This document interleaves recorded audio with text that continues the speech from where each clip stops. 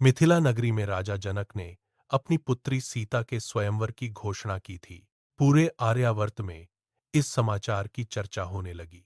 यह कोई साधारण स्वयंवर नहीं था। इसमें एक विशेष शर्त रखी गई थी। जो वीर भगवान शिव के दिव्य पिनाक धनुष को उठाकर प्रत्यंचा चढ़ाएगा, वही सीता का वर बनेगा। यह सुनकर दूर दूर के राजा और राजकुमार मिथिला की ओर प्रस्थान करने लगे। मिथिला की सीमाओं पर भव्य रथों, हाथियों और घोड़ों की टापों की गूंज सुनाई देने लगी। काशी नरेश, अंगदेश के राजा, मगध के राजकुमार और गांधार के राजा भी पहुंचे। इन सभी राजाओं के बीच लंका का महाबली राजा रावण भी अपने भव्य रथ पर सवार होकर आया। उसके चेहरे पर आत्मविश्वास और गर्व स्पष्ट दिखाई दे रहा था। राजमहल के द्वार पर राजा जनक के सेवक सभी राजाओं का सम्मानपूर्वक स्वागत कर रहे थे। सभा के मध्य एक ऊंचे मंच पर भगवान शिव का दिव्य पिनाक धनुष रखा था। उसकी चमक और दिव्यता से पूरा सभा मंडप एक अद्भुत तेज से भर गया था। सभा मंडप अब पूरी तरह भर चुका था। राजाओं, राजकुमारों और वीर योद्धाओं की निगाहें शिव के दिव्य पिनाक धनुष पर थीं। राजा जनक अपने सिंहासन पर गंभीर और शांत मुद्रा में बैठे थे। सभा के मध्य वह विशाल धनुष रखा था, जिसका आकार देखकर ही स्पष्ट था कि यह कोई साधारण परीक्षा नहीं है। राजा जनक ने कहा, जो वीर इसे उठाकर इसकी प्रत्यंचा चढ़ा सकेगा, वही मेरी पुत्री सीता का पति होगा। काशी नरेश ने पूरे आत्मविश्वास के साथ धनुष को उठाने का प्रयास किया, पर वह हिला नहीं। मगध के शक्तिशाली राजकुमार ने भी पूरे बल से कोशिश की, परंतु परिणाम वही रहा। अंगदेश के राजा, कंबोज के वीर योद्धा और कई अन्य राजकुमार भी असफल रहे। लंका का महाबली राजा रावण अपने स्थान से उठकर आगे बढ़ा। रावण ने भी अपनी पूरी शक्ति लगा दी, परंतु पिनाक धनुष उसकी शक्ति के आगे भी नहीं झुका। सभा में एक अजीब सी खामोशी छा गई। सबको किसी ऐसे वीर की प्रतीक्षा थी। सभा में कुछ ही क्षण पहले तक वीर राजाओं के प्रयासों की हलचल थी, पर अब वातावरण धीरे धीरे बदलने लगा था। एक एक करके अनेक शक्तिशाली राजा और राजकुमार भगवान शिव के दिव्य पिनाक धनुष को उठाने का प्रयास कर चुके थे, परंतु धनुष अपनी जगह से तनिक भी नहीं हिला। पिछले दृश्य में जब काशी नरेश, मगध के राजकुमार, अंगदेश के राजा और लंका के महाबली रावण जैसे पराक्रमी योद्धा भी असफल होकर पीछे हट गए, तब सभा में उपस्थित लोगों के मन में आश्चर्य और चिंता दोनों बढ़ने लगे थे। सभा मंडप के मध्य रखा हुआ वह दिव्य धनुष अब और भी रहस्यमय प्रतीत हो रहा था। उसका विशाल आकार और अद्भुत तेज मानो यह बता रहा था कि यह परीक्षा साधारण वीरों के लिए नहीं है। सभा में बैठे अन्य कई राजकुमारों ने भी साहस जुटाकर आगे आने का निर्णय लिया।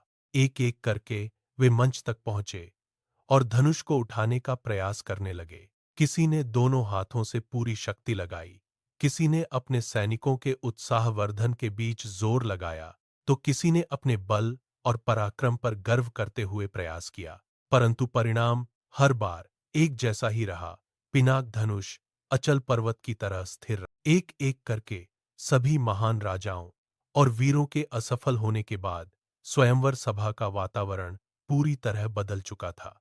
सभा के मध्य रखा हुआ भगवान शिव का दिव्य पिनाक धनुष अब भी उसी प्रकार अचल पड़ा था, मानो वह किसी ऐसे वीर की प्रतीक्षा कर रहा हो जो वास्तव में उसके योग्य हो। मिथिला के नागरिक, जो बड़ी उत्सुकता से इस स्वयंवर को देखने आए थे, आपस में धीरे धीरे बातें करने लगे। कोई कह रहा था, क्या सचमुच इस पृथ्वी पर कोई ऐसा वीर नहीं है जो इस धनुष को उठा सके? तो कोई यह सोच रहा था, यदि कोई भी इस धनुष को नहीं उठा पाया, तो क्या माता सीता का स्वयंवर अधूरा ही रह जाएगा? इन चर्चाओं के बीच सभा का वातावरण और भी गंभीर होता जा रहा था। उधर अपने सिंहासन पर बैठे राजा जनक भी यह सब देखकर अत्यंत चिंतित हो उठे। उनके मन में अपनी पुत्री सीता के भविष्य को लेकर व्यथा उत्पन्न होने लगी। कुछ क्षणों के मौन के बाद राजा जनक धीरे से उठे और सभा की ओर देखते हुए बोले, हे आर्यावर्त के महान राजाओं और वीर योद्धाओं, आज मैं अत्यंत आश्चर्य और दुख के साथ यह देख रहा हूं कि इतने पराक्रमी राजा भी भगवान शिव के इस पवित्र धनुष को उठाने में असफल रहे हैं।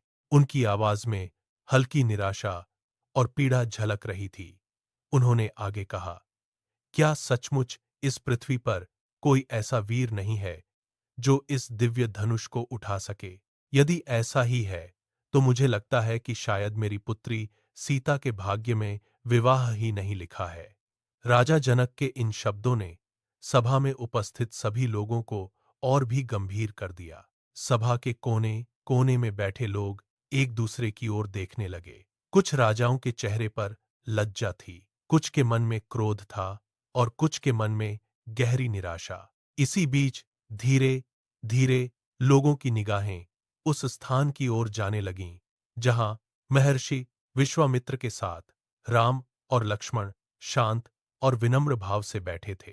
राम का चेहरा पूरी तरह शांत था। उनके भीतर न तो किसी प्रकार का गर्व था और न ही किसी प्रकार की बेचैनी।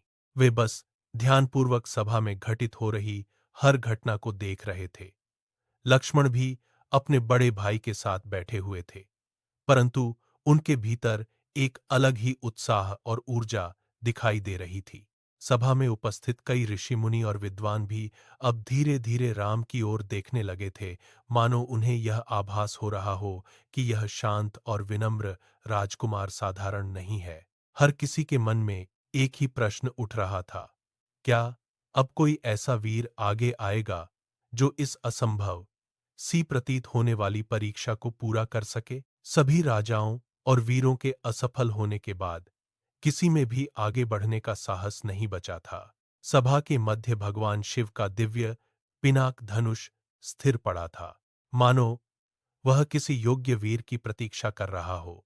राजा जनक के शब्द अभी भी सभा में गूंज रहे थे। उनकी पीड़ा हर किसी को छू रही थी। क्या इस पृथ्वी पर कोई ऐसा वीर नहीं जो इस दिव्य धनुष को उठा सके? सभा के एक कोने में महर्षि विश्वामित्र शांत और स्थिर बैठे थे। उनकी आंखों में गहरा ज्ञान और दूरदृष्टि झलक रही थी। राम अत्यंत शांत और विनम्र भाव से सभा की घटनाओं को देख रहे थे। उनके चेहरे पर न अहंकार था और न ही अधीरता। महर्षि विश्वामित्र ने राम को देखा। उनकी आंखों में विश्वास था। फिर उन्होंने धीरे से राम की ओर देखकर कहा, राम, उठो, अब समय आ गया है कि तुम इस धनुष को देखो। विश्वामित्र के शब्दों में आदेश ही नहीं, आशीर्वाद और विश्वास भी था। राम ने गुरु की ओर श्रद्धा से देखा और विनम्रता से उठ खड़े हुए। जैसे ही राम उठे, सभा में कई लोगों की निगाहें उनकी ओर मुड़ गईं। एक शांत, तेजस्वी और विनम्र राजकुमार को देखकर लोगों में उत्सुकता जगी। लक्ष्मण भी अपने भाई के पीछे गर्व और विश्वास के साथ खड़े हो गए। महर्षि विश्वामित्र की आंखों में गहरा संतोष था, मानो वे जानते हों कि अब वह क्षण आने वाला है जिसकी प्रतीक्षा इतिहास कर रहा था।